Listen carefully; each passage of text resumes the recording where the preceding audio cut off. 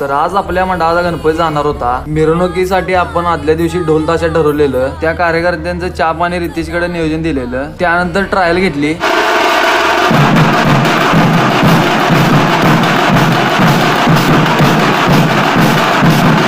रुपेशला bomb लावायला सांगितलेला. भावानं एक बॉम्ब लावायला अख्खी काड्याबिटी सपवली. शेवटी भावानं बॉम्ब लावलाच. त्यानंतर आपल्या बाप्पाला मांडवातून बाहेर घेतलं आणि टॉलीची पूजा करून घेतली आणि मेन चौकातून मिरवणुकीला सुरुवात झाली. मिरवणुकीचा सिनेमॅटिक व्हिडिओ बघा.